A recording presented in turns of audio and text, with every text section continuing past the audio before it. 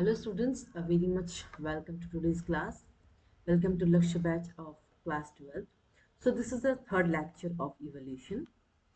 Okay.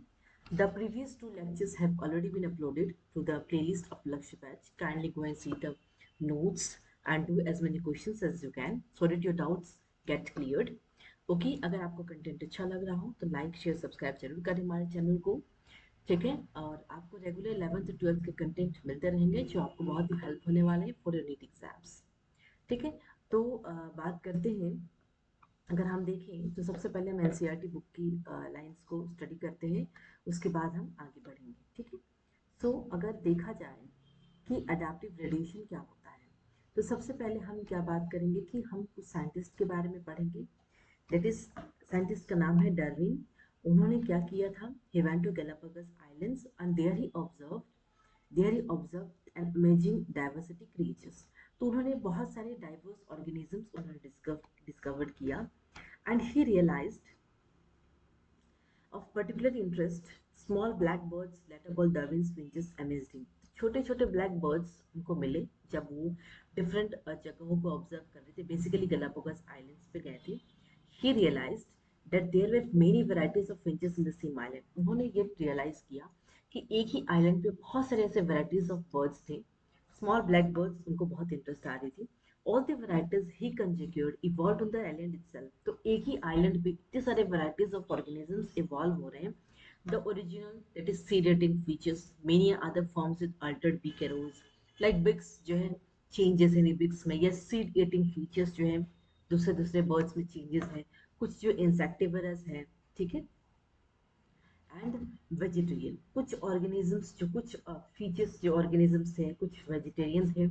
ठीक है, this process of evolution of different species and a given geographical area starting from a point and literally radiating to other areas or geographic are called adaptive radiation। मतलब जो evolution हुआ different species के एक ही island पे, उसके बाद जब evolution होने के बाद जहाँ इवोल्यूशन हो रहा है वहां से लेके जब ऑर्गेनिजम्स दूसरे ज्योग्राफिक एरिया में दूसरे पार्ट में जाके रेडिएशन हो रहा है, radiate to other geographic areas, उसी को कहेंगे एडेप्टिव रेडिएशन। जो ऑलरेडी मैंने पिछली क्लासेस में एग्जांपल्स देके समझाया था आपको एडेप्टिव रेडिएशन।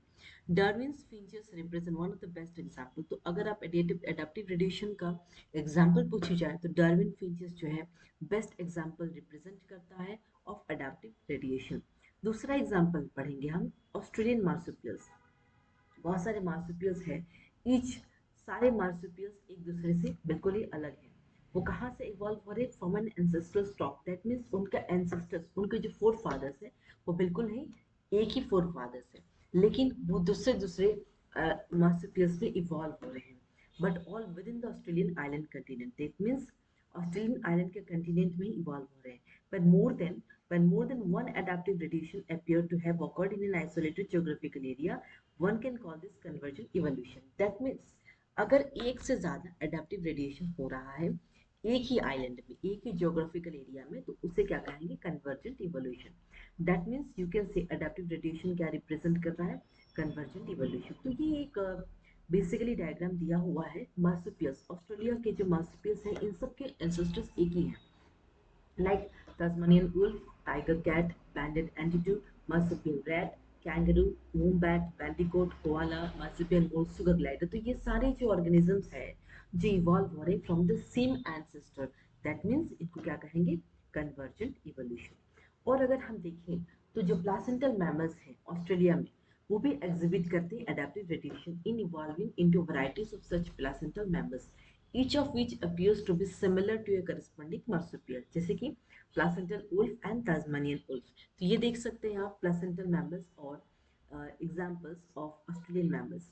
प्लासेंटल है, मोल, एंटीटर, तो ये सारे जो एग्जाम्पल्स हैं दिखा रहा है कि ऑस्ट्रेलियन मार्supials और प्लासेंटल मैमल्स कन्वर्जेंट इवोल्यूशन ही शो कर रहे हैं। ठीक है, तो थोड़ा सा इसके बाद हम थोड़ा सा नोट्स देख लेते हैं जो हमने लिखा है।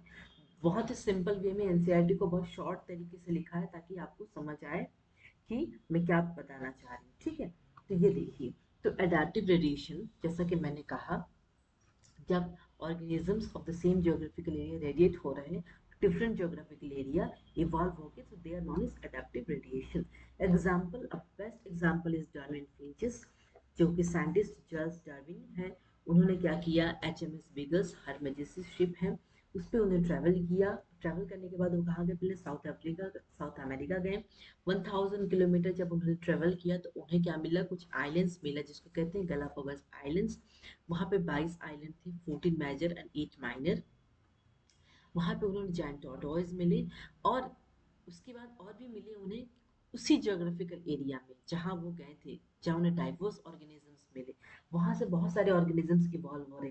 कुछ ऐसे हैं सीड ईटिंग, जो कि छोटे छोटे बर्ड्स हैं, कुछ फ्रूट्स ईटिंग है, ठीक है, कुछ जो वुड ईटिंग, वुड पीकर वाले जो काट को ठोकते हैं ना, फिर कैक्टस, कुछ कैक्टस ईटिंग है, कुछ इंसेक्ट्स वाले आई मीन बर्ड्स मिल रहे। तो उनको बर्ड्स के बहुत सारे वैरायटीज मिल रहे हैं। ये कुछ इंसेक्ट्स खा के जिंदा है, कुछ स्मॉल बर्ड्स हैं जो कुछ सीड खा रहे हैं, कुछ फ्रूट्स खा रहे हैं, कोई वुड खा रहा है। तो इस तरीके से डार्विन ने, जिसको कहते हैं बेस्ट एग्जांपल डार्विन फिंचेस के नाम से जानते हैं, तो ये उन्होंने डिस्कवर किया कि उसी एरिया में, उसी आइलैंड में इतने डाइवर्स ऑर्गेनिजम्स हैं, ठीक है।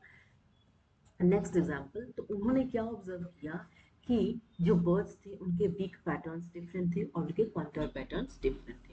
नेक्स्ट एग्जांपल अगर हम देखें तो मार्सुपियस, जैसा कि मैंने कहा, इनको कहते हैं मेटाथेरियंस और पाउस्ड मैमल, जैसे कि ऑस्ट्रेलिया में पाए जाते हैं मार्सुपियस, ठीक है।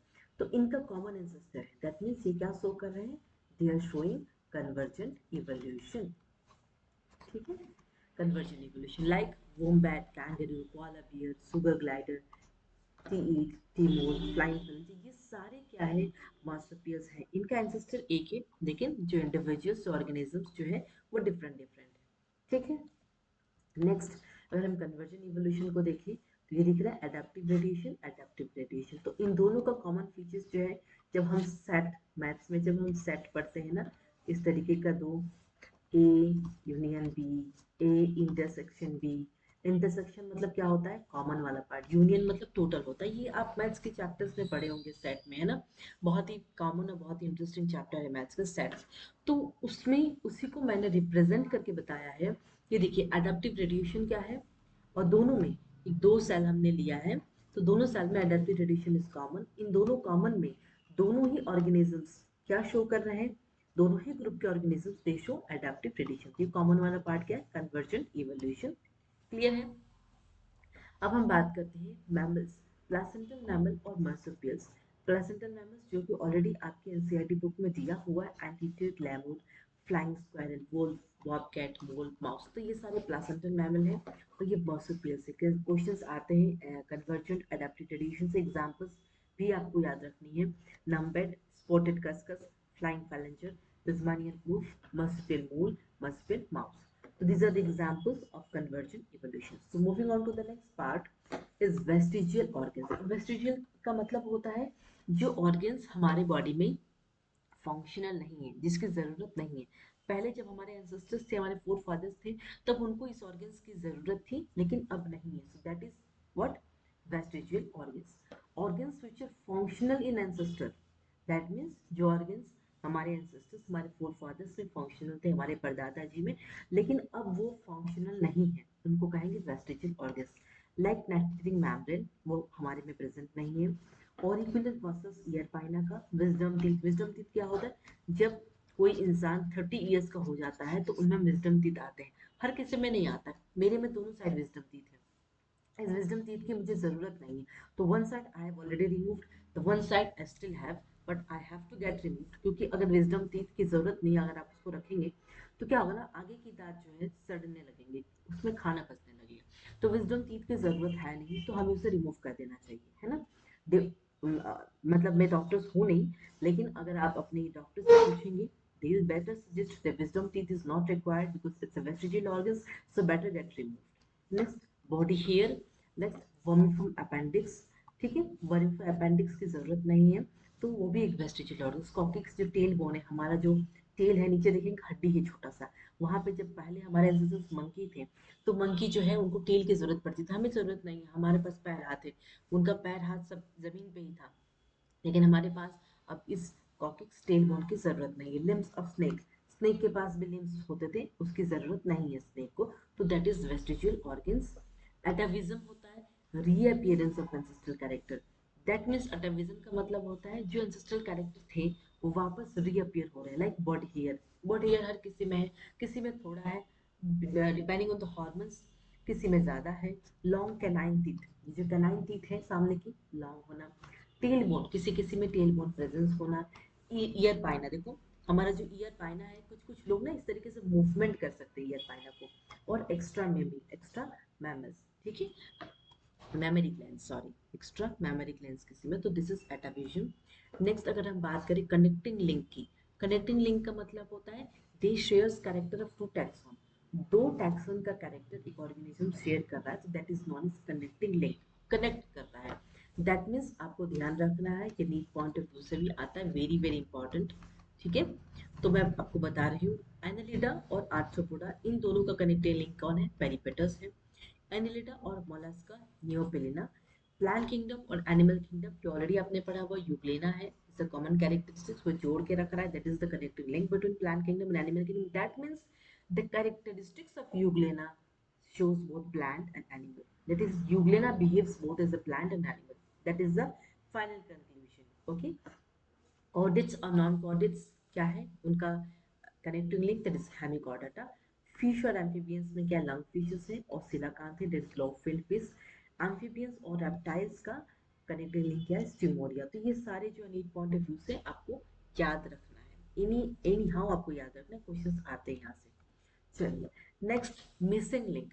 This shares character of two taxon, मतलब ये दो कैरेक्टर के, दो टैक्सन का कैरेक्टर शेयर करते हैं और बेसिकली ये एक्सटिंक्ट हो चुके हैं, लाइक आर्कियोप्टेरिक्स एंड लिथोग्राफी का। आर्कियोप्टेरिक्स मतलब रेप्टाइल्स हैं, रेप्टाइल्स जो जिनके पास जॉ है विद टीथ, टेल है, ट्रिकोडॉन है, इनके स्किन पे स्केल्स है। बर्ड्स की बात करें तो forelimb, they modified into wings and hollow bones. तो this are the examples of missing link. Basically ये ऑर्गेनिजम्स एक्सटिंक्ट हो चुके हैं, ठीक है, तो they are missing link. Next बात करते हैं बायोजियोग्राफिकल एविडेंस, ठीक है। तो इसके पहले हम एनसीईआरटी को पढ़ेंगे, देन विल गेट क्लियर। तो biological evolution, evolution by natural selection in a true sense would have started when cellular forms of life with differences in metabolic capability originated now. That means हमारा जो evolution था natural selection से, वो कब start हुआ था? जब हमारे cellular form of life with differences in metabolic capability, तो जो डिफरेंसेस हैं मेटाबॉलिक कैपेबिलिटी में, जब अर्थ पे ओरिजिनेट हुआ था, तब हमारा जो है cellular form of life start हुआ था। दैट इज जो डार्विनियन थ्योरी थी about evolution is natural selection. तो डार्विनियन थ्योरी क्या बताता है about the natural selection? The rate of appearance of new forms is linked to the life cycle और the life span. That means जो भी new form of life exist हो रहे हैं, वो क्या कह रहा है? वो it is the life cycle और the life span. Microbes that divide fast have the ability to multiply. जो माइक्रोब्स बहुत पहले डिवाइड कर रहे हैं, बहुत फास्ट डिवाइड, बहुत फास्ट मल्टीप्लाई कर रहे हैं, बिकम मिलियंस, वो मिलियंस थोड़े ही घंटे में मिलियंस हो जा रहे हैं। लेकिन हम लोग इतनी फास्ट मल्टीप्लाई करेंगे तो कैसे चलेगा बताइए? अगर हमारे जब एक न्यू बॉर्न बेबी आता 9 months, that baby stage in the mother's वomb, बट बैक्टीरिया को मात्र 24 घंटे लगते हैं। फटाफट 24 घंटे, सॉरी 20 मिनट में बैक्टीरिया इतनी फास्ट मल्टीप्लाई करता है, E coli bacteria. A colony of bacteria growing in a given medium has built-in variation in terms of ability to utilize a feed component. A change in the medium composition would bring out only that part of the population that can survive under the new conditions. That means जैसे कि अगर हम एक bacteria का grow करते हैं, उसे एक न्यूट्रिएंट मीडिया में बैक्टीरिया को रखते हैं, वो बहुत फास्ट ग्रो करता है। अगर हम मीडिया की कंपोजिशन को चेंज कर रहे हैं, that would bring only that part of the population, वो उसी पार्ट का पॉपुलेशन लेके आएगा जो उस न्यू कंडीशन में सर्वाइव कर सकता है। अगर हमने उसका खाना चेंज कर दिया, उसका एनवायरमेंटल टेम्परेचर चेंज कर दिया, तो जो ऑर्गेनिजम्स जो उस एनवायरमेंट में अपने आप को अडेप्ट कर पाएगा, वही ऑर्गेनिज्म जिंदा रहेगा, बाकी मर जाएंगे। क्लियर है? That means in due course of time this variant population outgrows the others and appears a new species. That means जो course of time था, जब population variant grows हुआ, तब क्या हुआ? जब नए स्पीसीज में वो अपियर की, पुराने खत्म हो गए। This would happen within days, कुछ दिनों में ही हो जा रहा है। For the same thing to happen in a fish और fowl would take million of years, as life span of this animals are in years. तो ये देखिए, जब अगर हम लाइफ स्पैन की बात करें तो बैक्टीरिया की लाइफ स्पैन कुछ ही घंटों का होता है, कुछ मिनट्स का होता है, 20 मिनट का, 24 घंटे का। लेकिन जब हम बात एक फिश की कर रहे हैं, तो उनका जो लाइफ स्पैन है बहुत, क्योंकि उनका लाइफ स्पैन ईयर्स में होता है। एक ऑर्गेनिज्म जैसे हमारा लाइफ स्पैन 60-70 ईयर्स है, तो हमें इवॉल्व होने के लिए इट विल टेक मतलब millions and millions of years.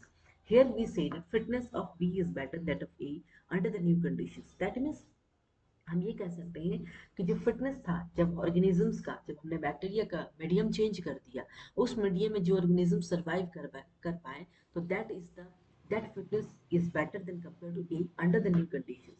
That means nature से उन्हीं को सिलेक्ट करती है जो उस एनवायरमेंट के लिए फिट होते हैं। That means is based on the characteristics which are inherited. जो कैरेक्टरिस्टिक्स हम इनहेरिट कर रहे हैं फ्रॉम आर फोर फादर्स, उस बेसिस पे हमारा जो नेचर है वो सिलेक्ट कर रही है हमें। Another way of saying the same thing is that some organisms are better adapted. कुछ ऑर्गेनिजम्स जो है बेटर अडेप्ट हो रहे हैं सर्वाइव करें इन अदरवाइज हॉस्टाइल एनवायरमेंट, और कुछ जो है इनहेरिट कर रहे हैं, it has a genetic basis. That means fitness is the end result of the ability to adapt and get selected by nature. That means जो भी organisms fit होगा उस nature में, that has the ability to adapt, उस environment में अगर adapt हो जा रहा है, खुद को घुल मिल रहा है, वही nature उसी इंसान को या उसी organisms को, particularly that organisms get selected by nature. ठीक है?